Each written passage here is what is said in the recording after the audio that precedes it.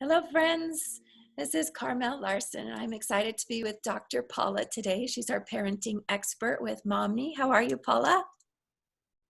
I'm so awesome, and I wish that you didn't have this cold going on, but you know what?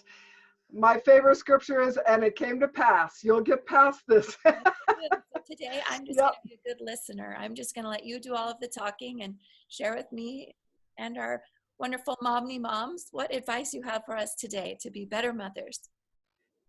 And I love that. And I love, thank you so much. And I love that you're doing this even when you're not 100%, physically, because moms know that this is what we do. Life doesn't stop for us to feel better, right? That is right. So I applaud you for doing this, even though you're not, physically, you should probably be in bed. All right, let's talk today about toxic personalities. These are I call them human porcupines. They're the prickly people. We all have them. They're the kind of difficult to love. And they're people who are, let's talk about, they're usually pretty critical, and they are perfectionists. They complain, and they haven't yet learned some of the life lessons that bring happiness so that you can do this for yourself. But they haven't learned this yet.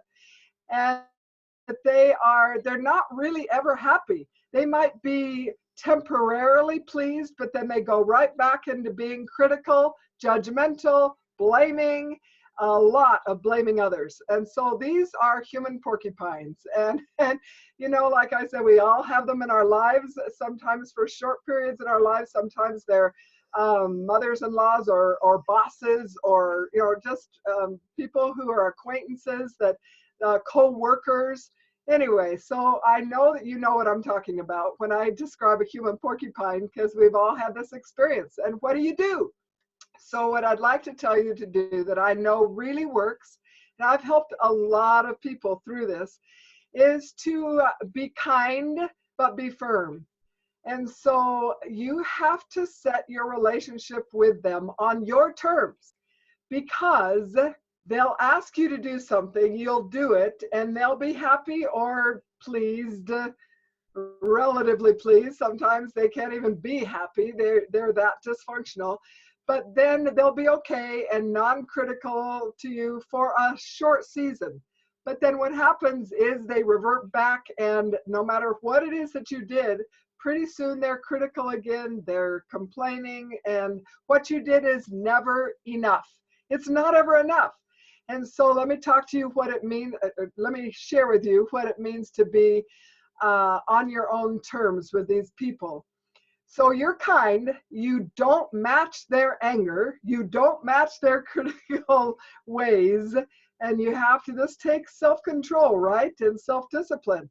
But you remain kind, because that's the higher road, the road less taken.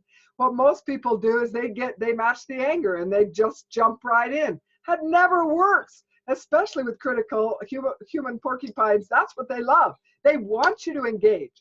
So what you do is you're kind, but you are firm, and you deal with this on your own terms. For example, let's talk about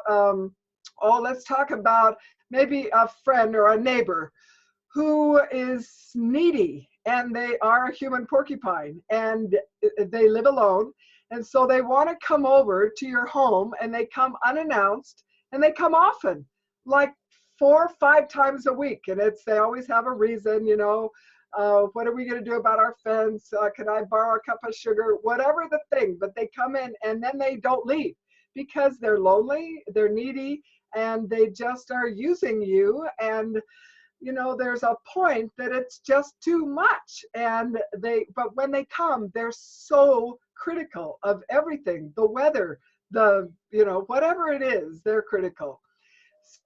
So what do?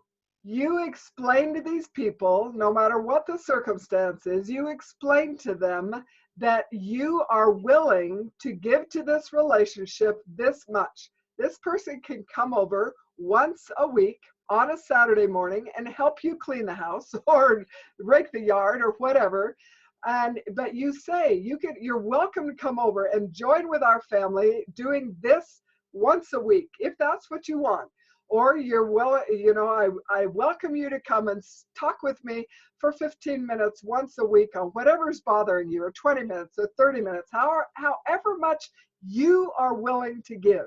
Then you say it very clearly, and you make sure that the person understands. You make sure that the limits, your terms, are well understood by that person. If it's a mother-in-law, maybe you might say, you could come over one evening a week for an hour, and then Sunday morning we'd like to have you join us for our Sunday morning breakfast. Whatever it is, but you do this on your terms. Now, what'll happen is they will test you. And maybe this neighbor will come over on a time that wasn't, and you just open the door and you very kindly but firmly say, this isn't the time that we agreed on. And they'll say, oh yes, but I need you to say, but we made a commitment and an understanding, and I want you to have a wonderful day. Thank you. And you shut the door. It'll never be enough, again, for the toxic personalities. What you need to know is that you can't engage with the toxicity. You can't become toxic because of them. And you have it on your own terms, and then you release it. That you are able to just release this, not feel guilty, just say, this is the way it is, and I'm fine with this, but nothing more. And then you're able to maintain your own high functioning ways and personality, and be kind and firm, and not allow this to at all affect you negatively. And that's what I'd love to share today. It's unplugging the power of toxic personalities. That's fantastic. I love the focus on kindness. Great advice, Paul. Yes. Thank you so much. Yes. Thank you.